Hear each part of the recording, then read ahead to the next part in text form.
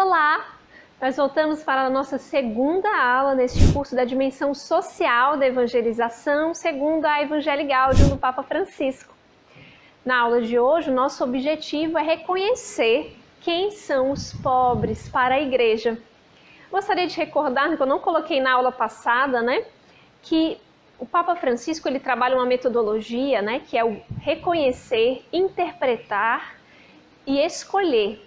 E essa metodologia nós vamos seguindo também nesse nosso estudo. E é muito importante retomar isso porque logo no início desse capítulo que nós estamos trabalhando, ele fala que nós cristãos não podemos esperar que a igreja faça todo o estudo, A igreja, primeiro, não se atribui um caráter científico, O que a igreja se atribui é a obrigação de dizer da dignidade do homem, quem é o homem, revelar essa dignidade de filho de Deus e se os valores dos filhos de Deus, essa dignidade humana, estão presentes ou não nos atos do nosso cotidiano, nas relações econômicas, políticas, sociais. Isso sim, mas ela não se atribui nem um caráter científico e também não se atribui o domínio de toda a realidade. É importante que cada um de nós cristãos conheçamos a nossa realidade. O Papa Francisco ele trabalha isso tanto aqui na Evangelii Gaudium como ao longo de todo o seu pontificado, tá bem?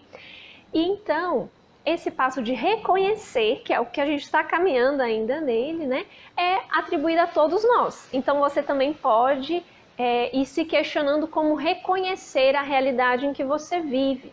Creio que a maioria dos que estão participando desse curso, mas não todos, são aqui do Brasil, vivem a realidade do contexto brasileiro, mas alguns não, estão em outros países também, graças a Deus, Hoje nós temos um longo alcance através dos meios de comunicação, das redes sociais, mas a cada um é necessário reconhecer o seu ambiente.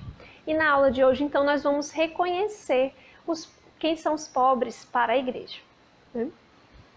Para começar essa aula também, eu gostaria de retomar um ponto que eu citei na aula anterior, mas queria trazer aqui para vocês nessa aula a Deus Caritas Est, do Bento XVI, porque talvez quando a gente parte do pontificado do Papa Francisco, ele realmente inaugura muitas coisas próprias e singulares, porque cada Papa tem essa singularidade, Mas o Papa Francisco, de modo algum, ele constrói fora das bases da igreja, fora das bases magisteriais, E ele vem dando sequência à tradição, aquilo que a igreja nos ensina.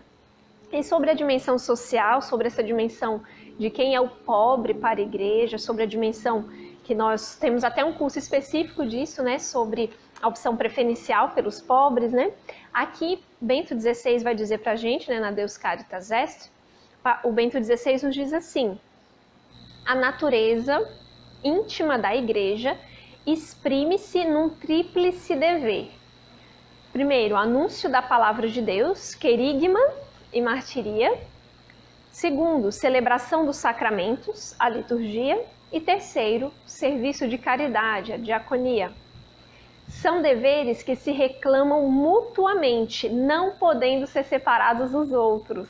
Ou seja, como nós estamos dizendo, a partir da Evangelii Gaudium, a dimensão integral da evangelização, da qual faz parte a dimensão social, a dimensão da caridade, do serviço de caridade aos outros, Para a igreja, a caridade não é uma espécie de atividade de assistência social que se poderia deixar para os outros, mas pertence à sua natureza, é expressão irrenunciável da sua própria essência. Esse trecho está aqui na Deus Caritas Est 25.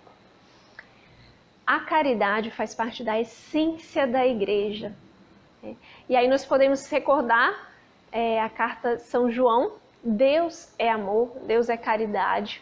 Então aí nós encontramos o fundamento dessa dimensão social. Não existe uma fé para si mesmo, não existe uma fé que o objetivo é si mesmo, como nós já estamos trabalhando desde a outra aula, Essa preocupação, então, com os pobres, ela deriva da essência da igreja. Qual é a essência da igreja?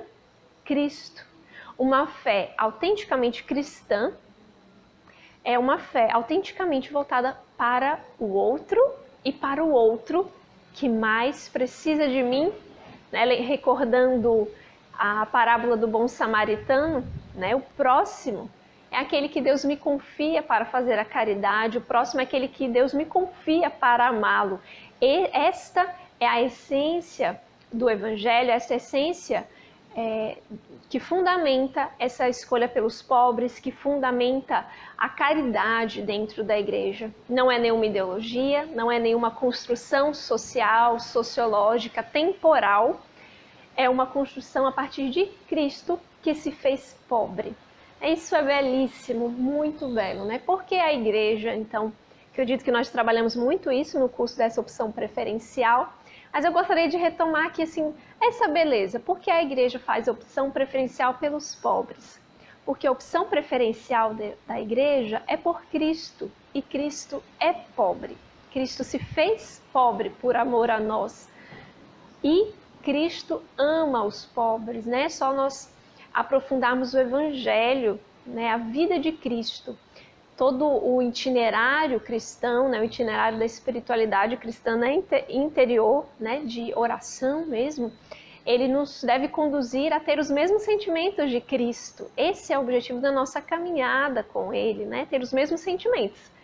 E, ora, ter os mesmos sentimentos de Cristo, eminentemente amar o outro e amar o outro que mais precisa de mim. E construir relações de caridade ao redor, através de mim, a partir de mim.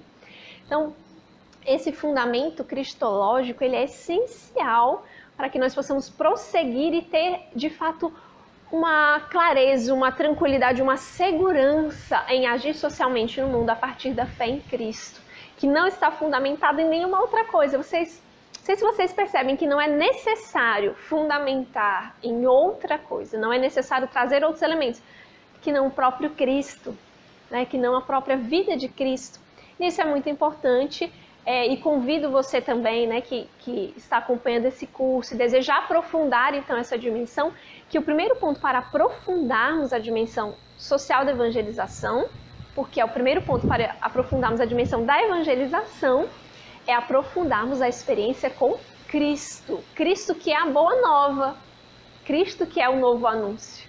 Então esse seria o primeiro passo, e o Papa Francisco discorre isso ao longo de toda a exortação, dessa experiência que transborda em evangelização. Também nesse capítulo ele vai trazer alguns fundamentos bíblicos importantes, mais uma vez, né, nos retomando como é caro à igreja dizer que essa opção pelos pobres, que a dimensão social, ela está já no Evangelho, está já na palavra de Deus, na nossa história de salvação, né? O Papa vai nos recordar os clamores dos pobres, né? Quantas palavras em Êxodo, Juízes, Deuteronômio, em que o Senhor e os profetas dizem: eu ouvi o clamor do meu povo e vim em seu socorro, eu ouvi o clamor dos necessitados e vim ao seu auxílio. E nós, como igreja, nós como cristãos, nós devemos ouvir esse clamor, por isso reconhecer quem ao meu redor está clamando, quem são as vozes que clamam ao meu redor. Quem são aqueles que mais necessitam do socorro hoje? Quem são aqueles que não conseguem desfrutar do bem comum, participar dessa dimensão social dos bens produzidos pela sociedade, dessa dimensão de solidariedade? Quem são esses? É preciso que eu escute a voz deles, né? O Papa Francisco vai nos dizendo isso nessa exortação. Ele diz também que a solidariedade é uma reação espontânea de quem reconhece a função social da propriedade e o destino universal dos bens como realidades anteriores à propriedade privada. Aí é que a gente toca pontos caros e eu gostaria, né, de realmente comentá-los com vocês, né?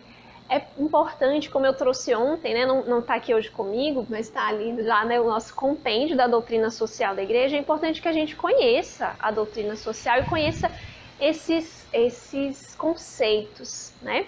Como o Papa coloca aqui, né, o conceito da função social da propriedade, do destino universal dos bens, da propriedade privada. A igreja, de forma alguma, na sua doutrina social, é contrária à propriedade privada.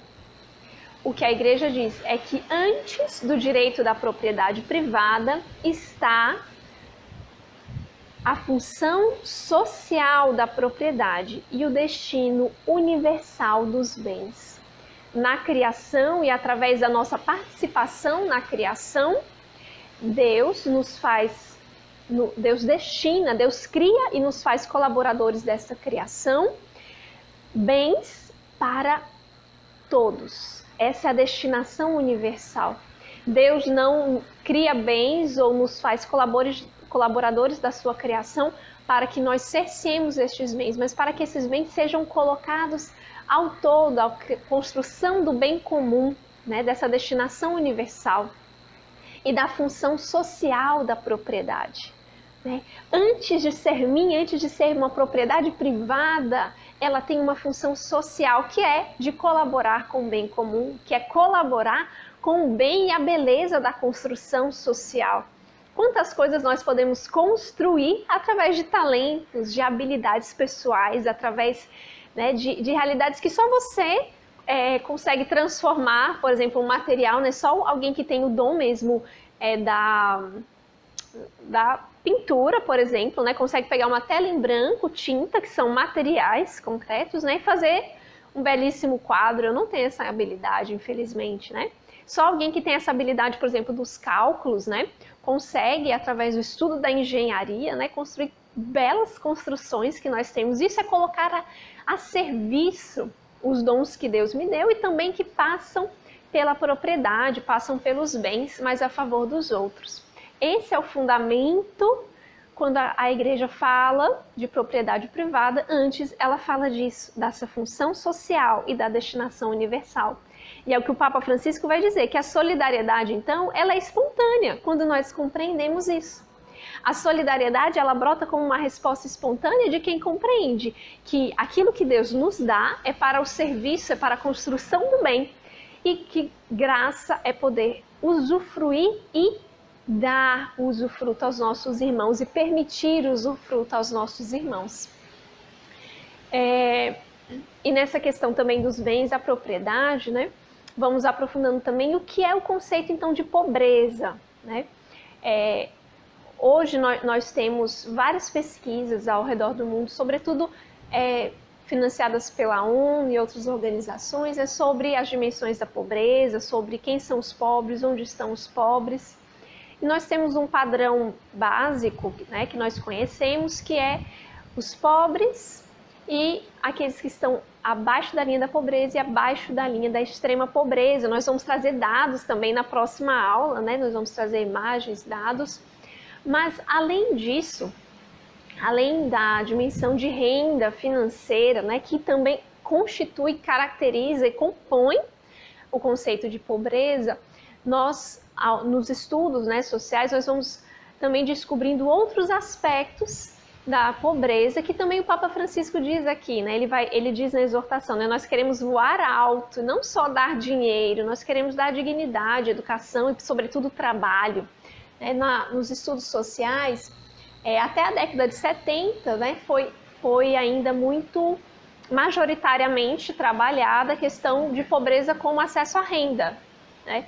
Já a partir da década de 80, vão se inserindo os conceitos de exclusão, de vulnerabilidade, que você também pode aprofundar, né, em várias pesquisas. A gente tem acesso às pesquisas PNUD, né, que é o Programa das Nações Unidas para o Desenvolvimento. Então aí você tem acesso a esses conceitos, tá? Você pode aprofundar.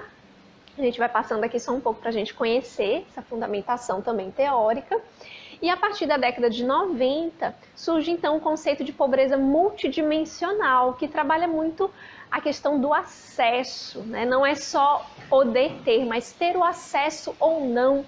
E algumas pessoas estão limitadas ao acesso não somente pela renda, mas por condições de guerra, por condições raciais, então ainda que tenham a renda não conseguem acessar os bens, por condições de exclusão territorial também. Então outros aspectos são trazidos também à discussão na questão da pobreza multidimensional, e nós vamos abordar isso na aula seguinte também, trazendo alguns dados, algumas informações, né? E dentro disso eu gostaria então de recordar um pouco o que eu disse na aula anterior, né, que nós não tendo em consideração isso, certo? Que a pobreza não é só falta de acesso à renda, né? Então não é somente aqueles que têm menos de $1,50 por dia ou $2 por dia, né? Mas também não ter acesso, né?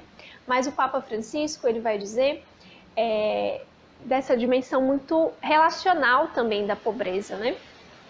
E eu recordo o que eu disse na primeira aula, nós não estamos falando da pobreza como uma categoria, nós estamos falando de pessoas, nós estamos falando de irmãos, nós estamos falando de amigos, nós estamos falando do José, nós estamos falando do André, nós estamos falando da minha amiga Silvana, nós estamos falando do meu amigo Miguel, todos que vivem em situação de vulnerabilidade extrema, que vivem nesse conceito, né, com menos de $1 por dia, né, e tantos outros que talvez você conheça também, e eu te convido a conhecer e te faço essa pergunta, né, você tem amigos pobres, né, você se faz amigo dos pobres?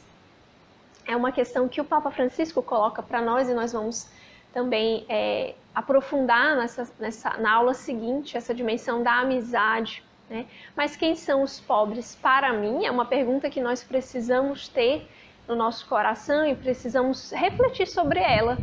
Talvez nós temos no nosso ciclo de amizades, as pessoas com as quais nós nos relacionamos, as pessoas com as quais nós trocamos mensagens até, ou as pessoas com as quais nós visitamos e conhecemos, somente pessoas que têm acesso aos mesmos bens que nós temos, pessoas que têm acesso à mesma educação, aos mesmos lugares.